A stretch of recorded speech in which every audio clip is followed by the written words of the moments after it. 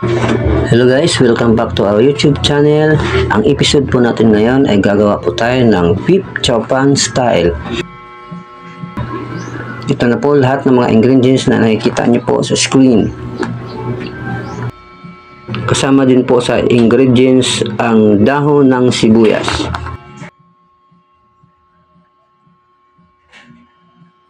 Siomai at lumpiang Pinoy ang ipapares natin sa ating beef chow pan. Tara po, umpisa na natin. Maglagay na po tayo ng cooking oil.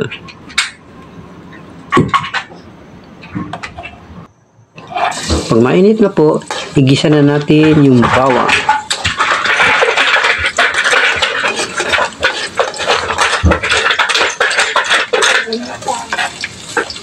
Tapos yung sibuyas.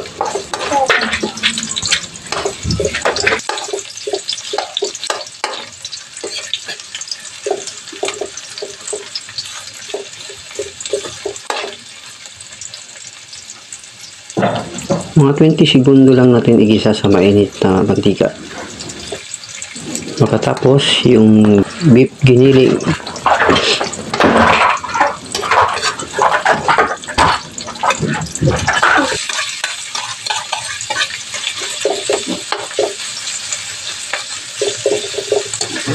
Igisa natin hanggang 2 minutes hanggang maluto.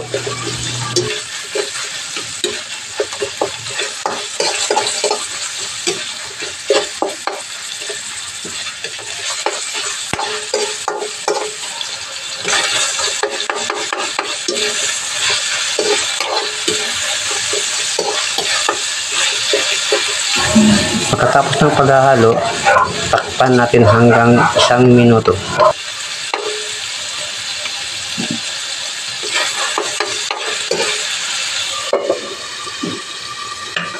Few inches later.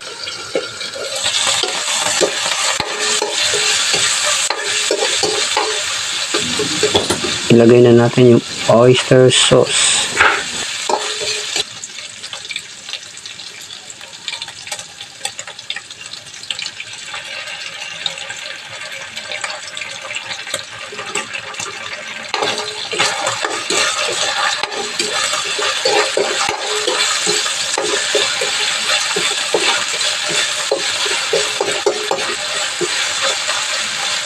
Mix natin yung soy sauce. Mga 2 kutsara po ng soy sauce.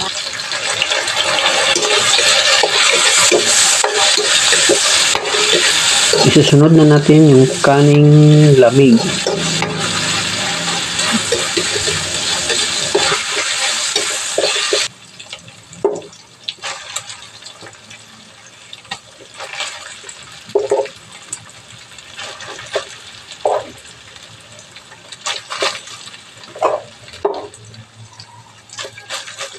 Mix lang natin ng maigi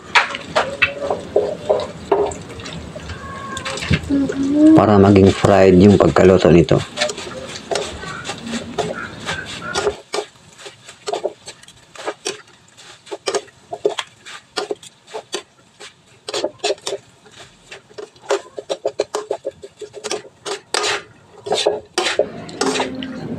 Mix na natin yung mixed vegetable.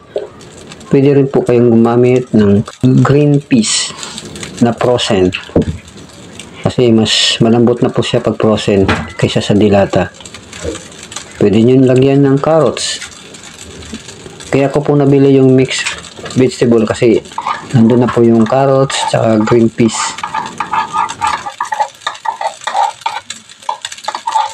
Mix na natin ulit ng maigi.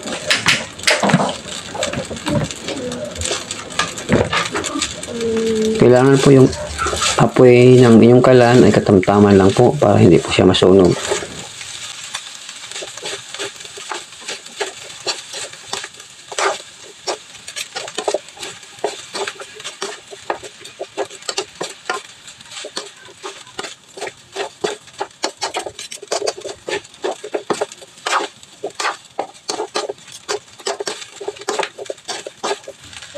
Timplahan lang po natin ng konting asin.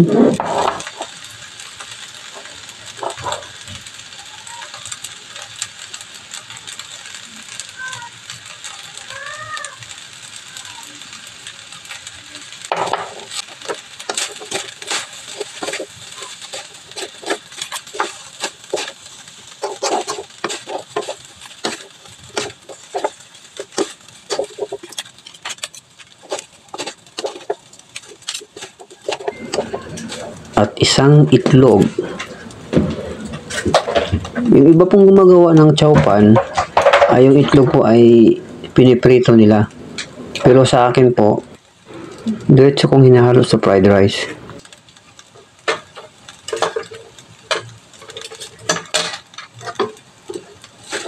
Ayan po, imimix na natin yung itlog.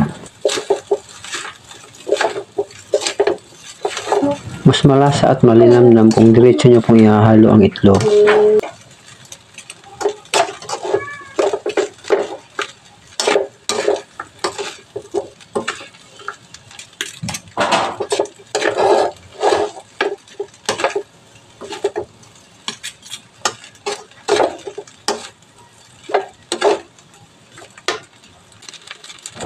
Maglagay din po ako ng dahon ng sibuyas.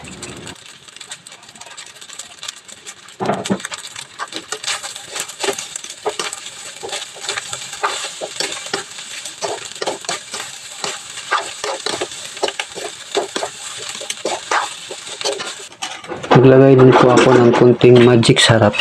Pero optional lang po yan. Hindi po sa panlasa nyo.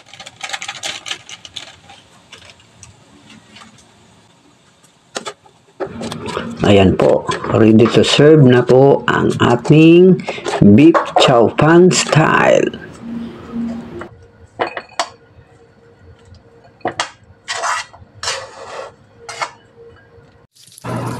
Prito na rin po tayo ng lumpiang Pinoy at siomai.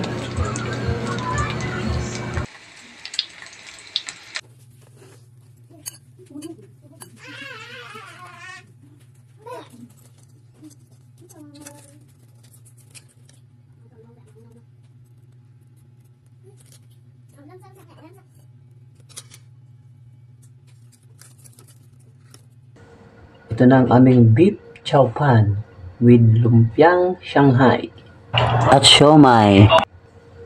Tara, let's eat!